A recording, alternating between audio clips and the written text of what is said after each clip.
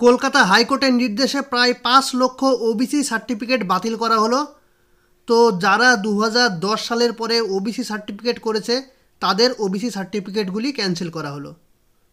তো এই বিষয়ে আজকে আমরা বিশদে জানব।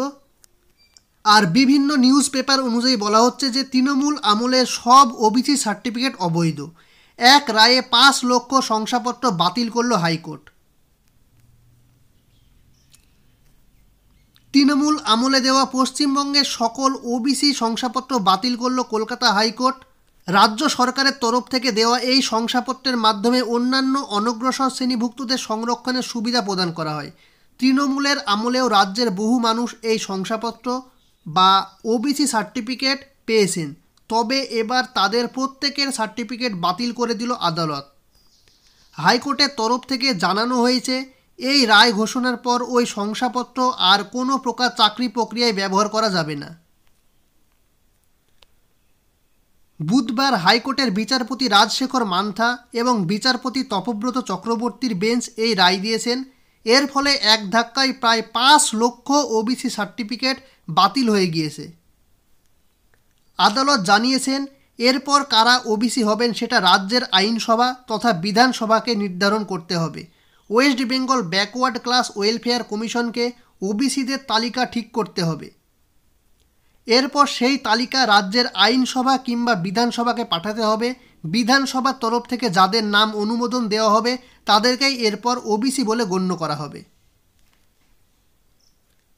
হাইকোর্টের তরফ থেকে এদিন স্পষ্ট জানানো হয়েছে এবার থেকে বাতিল হওয়া শংসাপত্রগুলি চাকরি প্রক্রিয়ায় আর ব্যবহার করা যাবে না। তবে যারা ইতিমধ্যেই এই শংসাপত্র ব্যবহার করে চাকরি পেয়ে গিয়েছেন কিংবা চাকরি পাওয়ার প্রক্রিয়ায় আছেন তাদের ওপর এই রায়ের কোনো প্রভাব পড়বে না। বাকি আর কেউ ওই সার্টিফিকেট ব্যবহার করতে পারবে না।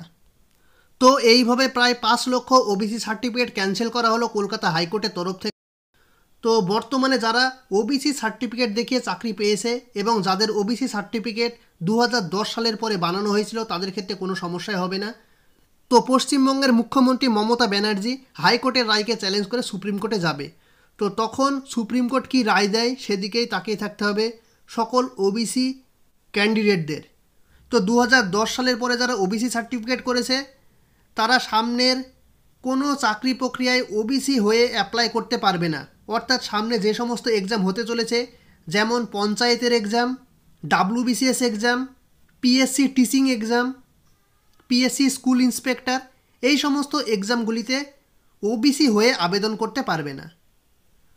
তো এটাই হচ্ছে আজকের আপডেট। আর ভিডিওটি ভালো লেগে থাকলে লাইক, কমেন্ট, শেয়ার এবং চ্যানেলটি অবশ্যই সাবস্ক্রাইব করে দিয়ে পাশে থাকা বেল আইকনে প্রেস করে রাখবেন এই রকম নিত্য নতুন আপডেট পাওয়ার জন্য। ভিডিওটি পুরোটা দেখার জন্য ধন্যবাদ।